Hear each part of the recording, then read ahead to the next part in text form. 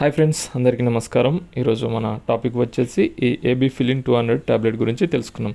అంటే ఈ ట్యాబ్లెట్ యొక్క యూజెస్ ఏంటి, సైడ్ ఎఫెక్ట్స్, డోసేజ్ అంటే ఏ విధంగా ఉపయోగించాలి మరియు ప్రికాషన్స్ జాగ్రత్తలు తెలుసుకుందాం. ఒక ఫ్రెండ్స్ డిస్క్లైమర్ వచ్చేసి these information only for educational purpose, అంటే మెడిసిన్ పైన అవగాహన కొరకే చెప్పడం జరిగింది. డైరెక్ట్గా యూజ్ చేయకండి. మీరు కనుక మన ఛానల్లో ఫస్ట్ టైం చూసినట్లయితే ఒక సబ్స్క్రైబ్, లైక్ చేయగలరు. ఒక ఫ్రెండ్స్ ముందుగా ఈ ట్యాబ్లెట్ గురించి తెలుసుకున్నాం. దీన్ని సన్ ఫార్మాసిటికల్ వారు మ్యానుఫ్యాక్చరింగ్ చేయడం జరిగింది. ఇది ఒక ఎథికల్ ప్రోడక్ట్. 10 ట్యాబ్లెట్స్ కాస్ట్ వచ్చేసి 250 రూపీస్ వరకు ఉంటుంది. ముఖ్య గమనిక ఏంటంటే ఈ మెడిసిన్ బిలో 30 సెంటీగ్రేడ్ లోపే స్టోరేజ్ చేయగలరు. ఇందులో ఉండే ఫార్ములా వచ్చేసి అజిబ్రోఫిలిన్ 200 mg ఉంటుంది. ఒక ఫ్రెండ్స్ దీని యొక్క ముఖ్య ఉపయోగాలు తెలుసుకుందాం. ఫ్రెండ్స్ ఈ ట్యాబ్లెట్ యొక్క ముఖ్య ఉపయోగం వచ్చేసి COPD, chronic abstractive pulmonary diseases అంటే శ్వాస సంబంధిత ప్రాబ్లమ్స్ లైక్ ఆస్తమాను తగ్గించడంలో చాలా బాగా ఉపయోగపడుతుంది. ముఖ్యంగా ఊపిరితిత్తుల్లోని ఎయిర్వేస్లోని మజిల్స్ను రిలాక్స్ చేసి లంగ్స్ ఓపెన్ అయ్యేలా చేసి బ్రీతింగ్ ప్రాబ్లమ్స్ అయిన శ్వాసక్రియను సక్రమంగా జరిగేలా చేసి ఈ గాలి లంగ్స్లోనికి బయటికి స్వేచ్ఛగా వచ్చేలా చేస్తుంది. అంతేకాకుండా చెస్ట్ టైట్నెస్ అంటే వింటర్ సీజన్లో కావచ్చు, పొల్యూషన్లో కావచ్చు, శ్వాస అందక ఛాతి పట్టేసినట్లు అవ్వడం జరుగుతుంది. ఇటువంటి సిచ్యువేషన్లో ఈ చెస్ట్ టైట్నెస్ని తగ్గించి చాలా వరకు రిలాక్సేషన్ ఇస్తుంది.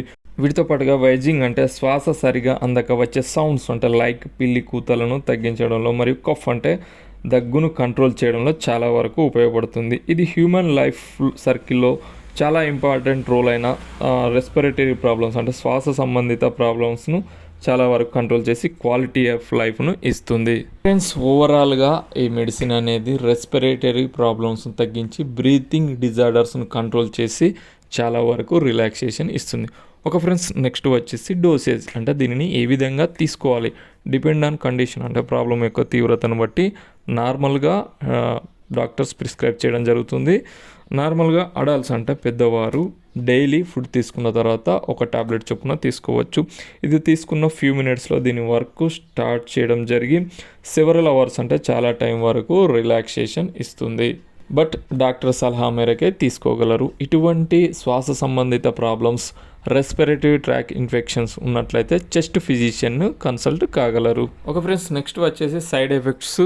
దీనికి ఎక్కువ సైడ్ ఎఫెక్ట్స్ రాకపోవచ్చు, కానీ కొన్ని సందర్భాల్లో కొందరి శరీర తత్వాన్ని బట్టి కొన్ని side effects like nausea, vomiting, headache, stomach upset, restlessness వంటి కొన్ని సైడ్ ఎఫెక్ట్స్ కనిపించవచ్చు. ఇటువంటి లక్షణాలు కనిపించినట్లయితే ఈ మెడిసిన్ వాడడం అనేసి దగ్గరలోని చెస్ట్ ఫిజిషియన్ను సంప్రదించగలరు. నెక్స్ట్ వచ్చేసి ప్రికాషన్స్ అంటే ప్రెగ్నెన్సీ లేడీస్ మరియు బ్రెస్ట్ ఫీడింగ్ అంటే పాలిచ్చే తల్లులు మరియు చిన్నపిల్లలు డాక్టర్ సలహా మేరకే వాడగలరు. ఒక ఫ్రెండ్స్ ఫైనల్గా నా రిక్వెస్ట్ ఏంటంటే ఎటువంటి మెడిసిన్ అయినా యూజ్ చేసే ముందు వాటి యొక్క ఎక్స్పైరీ డేట్, స్టోరేజ్, ప్యాకింగ్ కరెక్ట్గా ఉందో చెక్ చేసుకొని యూజ్ చేయగలరు. మరిన్ని వీడియోస్ కోసం మా ఛానల్ను సబ్స్క్రైబ్ చేయండి, లైక్ చేయండి, షేర్ చేయండి. Thank you for watching my videos.